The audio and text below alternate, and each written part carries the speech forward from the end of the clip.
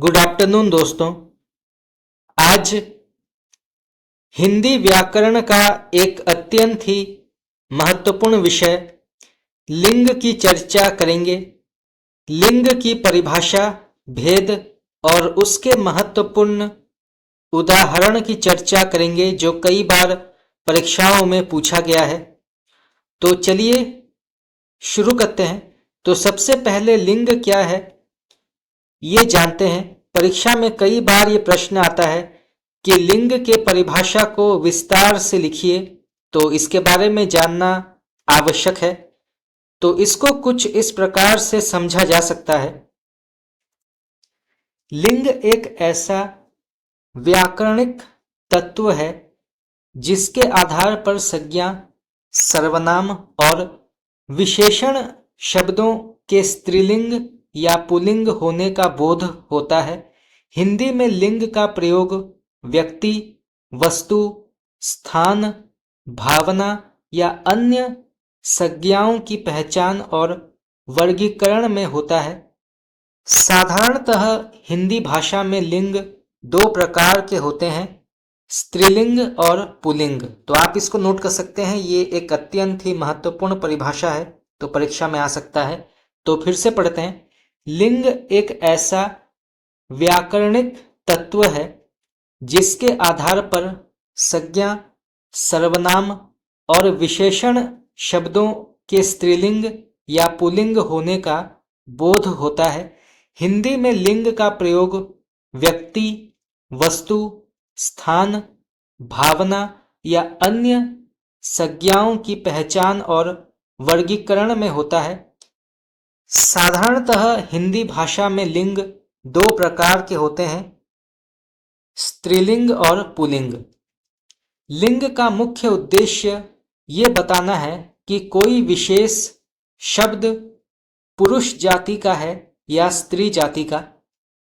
उदाहरण के तौर पर लड़का और लड़की दो भिन्न लिंग हैं। लड़का पुल्लिंग है जबकि लड़की स्त्रीलिंग है। तो आप इसको नोट कर सकते हैं, ये परीक्षा में आ सकता है।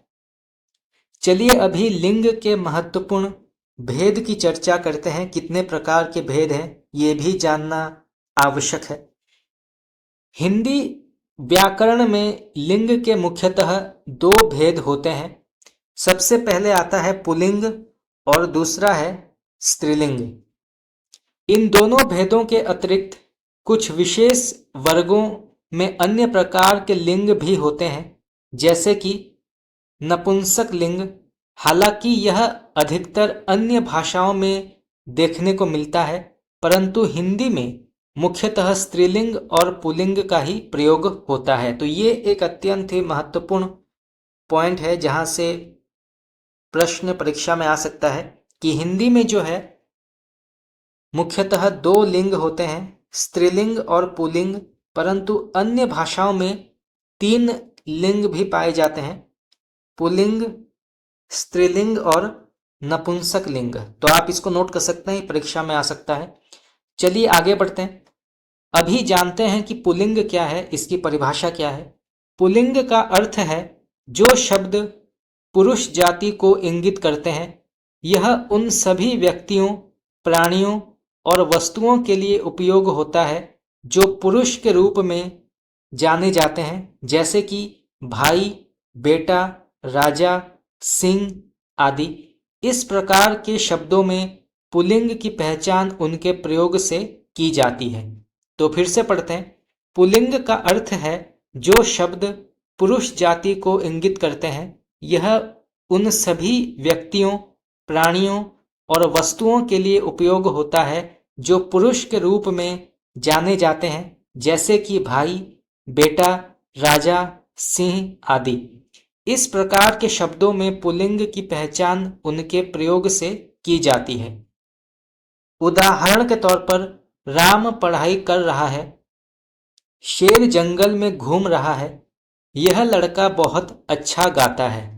इन वाक्यों में राम, शेर और लड़का पुल्लिंग शब्द हैं क्योंकि यह सभी पुरुष जाति का बोध कराते हैं। इसके बाद आता है स्त्रीलिंग। तो स्त्रीलिंग क्या है, इसकी परिभाषा क्या है, ये भी जानना आवश्यक है। स्त्रीलिंग का अर्थ है जो शब्द स्त्री जाति को इंगित करते हैं।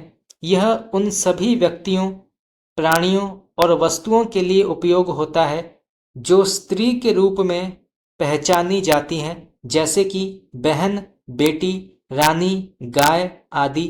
इस प्रकार के शब्दों में स्त्रीलिंग की पहचान उनके प्रयोग से की जाती है। तो फिर से पढ़ते हैं। स्त्रीलिंग का अर्थ है जो शब्द स्त्री जाति को इंगित करते हैं।